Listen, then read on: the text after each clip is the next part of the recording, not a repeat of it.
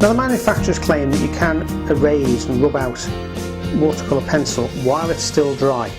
I've just put on here some dark brown watercolour pencil and I've scribbled underneath normal graphite HB pencil. So let's see what happens. Well, yes, you can lift some of it out, perhaps not quite as readily as you can lift out the graphite pencil, but to some extent you can get rid of dry watercolour pencil. Right, now just moving on from that, I've drawn in this duck's head, this mallard duck's head, in pencil, but one of the problems that people sometimes have is that if they're painting in watercolour and they need to draw something in, like in this case the shape of the duck, then once they've painted the colour prevents them from rubbing out the pencil mark. Well, with water soluble pencils you can avoid that completely. You can still draw. It is a crossover between drawing and painting a water soluble pencils, and one of the real benefits is that you can draw, if you're more comfortable drawing something than painting it from scratch, then you can actually draw the outline in the watercolour pencil and then fill it in with the same pencil and get the painterly effect. Let's see how that works.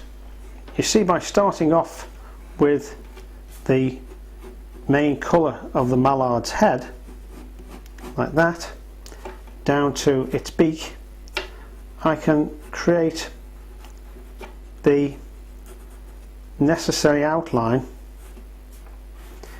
in the colour that's going to get melted into the picture in a little while. Here I'm adding the beak in the relevant colour. It's a sort of an off yellow, it's not bright yellow, it's a greeny yellow most times, the mallard's beak. I know, we'll add the characteristic little white ring around the mallard's neck, and we'll make room here for the mallard's eye.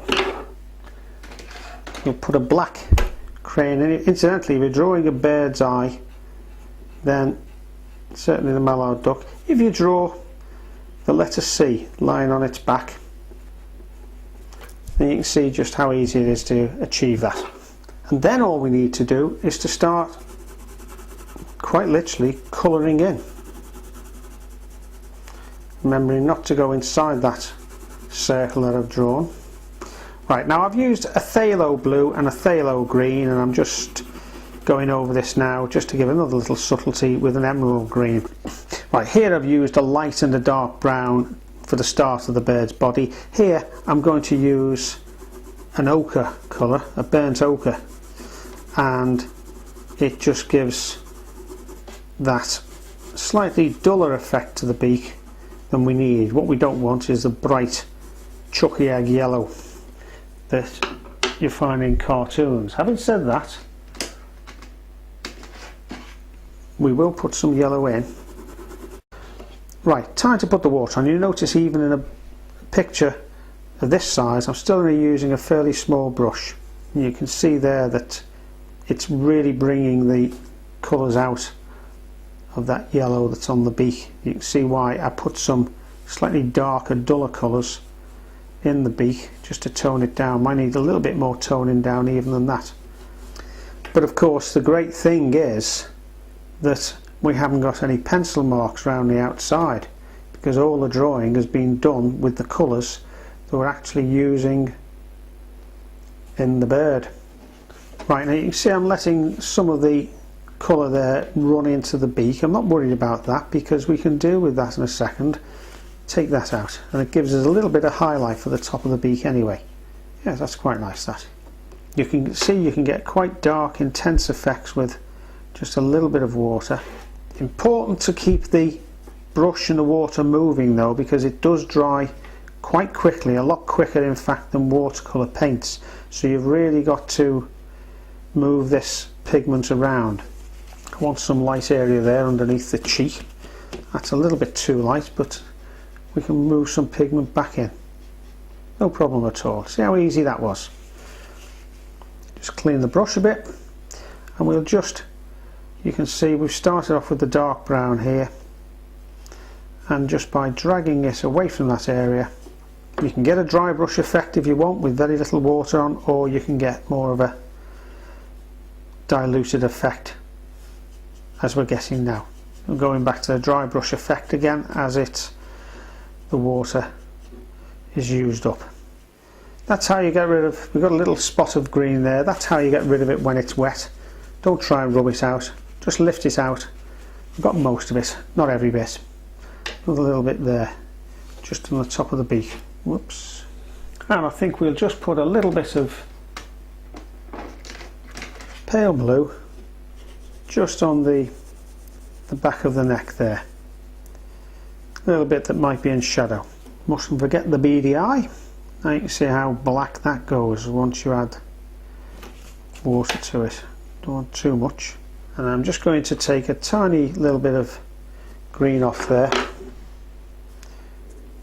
just to put on the back, but mainly to wet, and then just take the starkness out of that area around the eye, like that.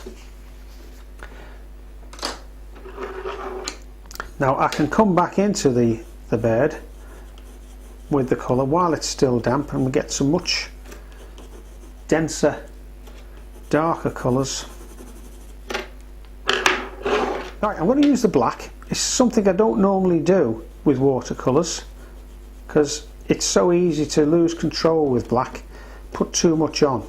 But in this case, because we've got a pencil, we can be pretty controlled about how much pigment we actually put onto the bird,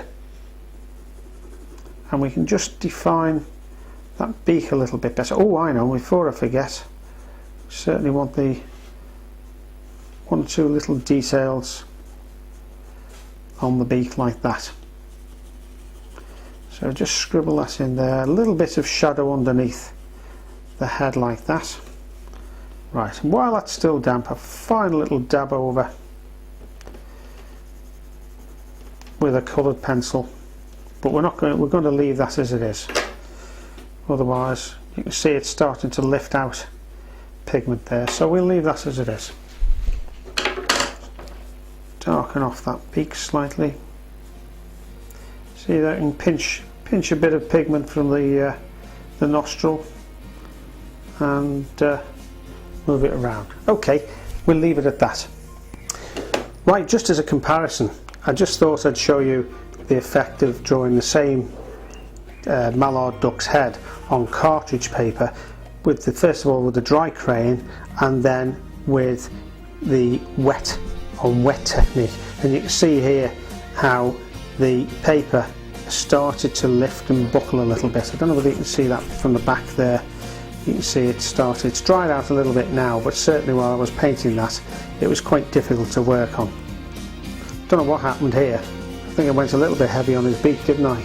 Perhaps we call him Pinocchio. Anyway, I don't know whether you can call a mallard duck Pinocchio, but there we are. If you can, there he is.